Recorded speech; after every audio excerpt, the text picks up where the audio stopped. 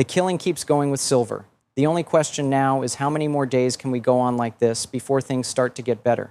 That's what this video is all about, trying to answer that question and find out what caused the market to drop so much today. All of the metals are down today because there has been a lot of selling on the markets, and there's a reason for that. As a thank you for supporting the show, I'd like to talk about that reason first.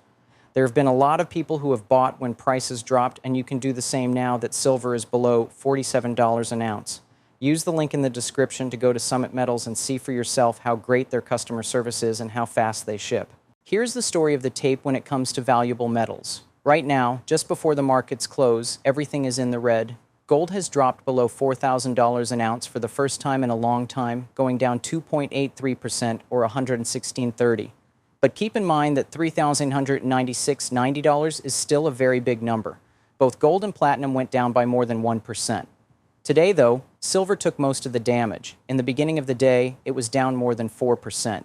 After going as high as 48.74, it dropped to as low as 46.02s. That's crazy. Right now, it's worth 46.82. This morning, it took an epic beating. Now I want to know what made a lot of this happen. People are going to laugh. I also know that people get mad when I talk about trade and diplomacy. Reuters says that this trade progress lowers the desire for safe havens. I also know that Reuters isn't always reliable. It's all about perspective, though. How people see things is very important, and it might not be the main reason why the markets move over time. Every day, though, that makes a big difference. Also, that's one reason why the price of silver dropped so much. I'll talk about the good news later in the film. Watch out for that good news. On Monday, gold prices dropped below $4,000 an ounce because of signs that trade tensions between the U.S. and China were easing. This made gold less appealing as a safe haven while market players waited for this week's interest rate decision from the U.S. Federal Reserve. We already know how that will end. Rates are going to go down by a quarter point. I think that some of that is still baked into these prices. It's because of these pressures that the spot price of gold and silver are going down. And a possible trade deal between the U.S. and China means that people may not need as many safe investments like gold.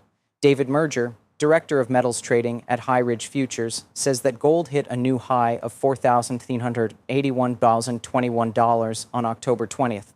However, it fell 3.2% last week after signs that trade tensions between the two biggest economies in the world might ease.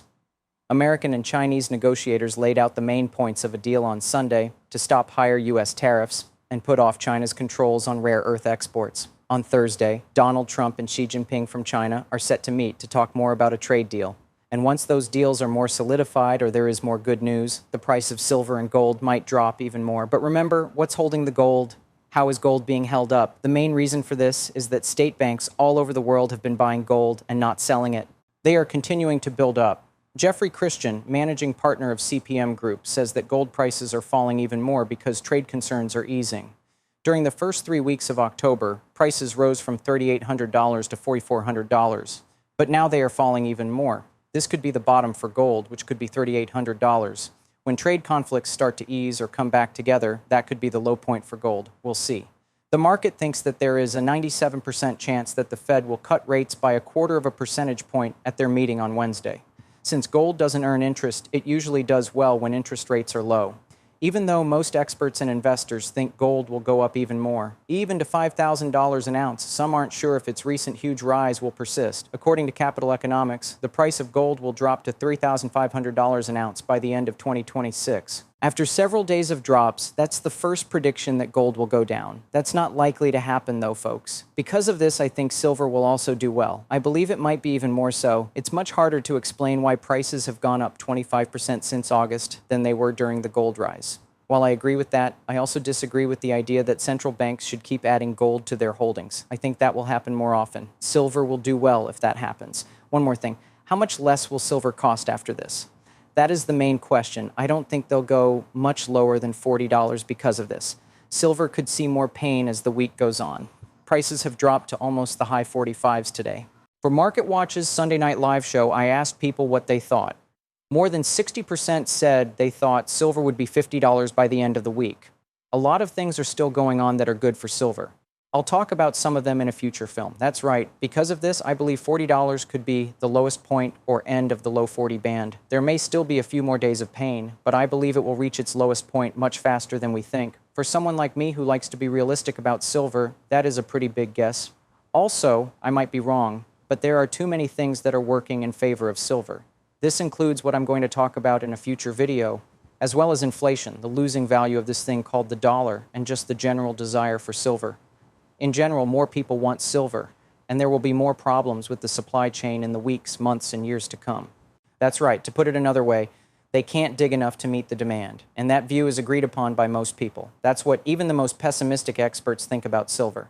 That's why I think this continued beating on the price of silver might stop soon.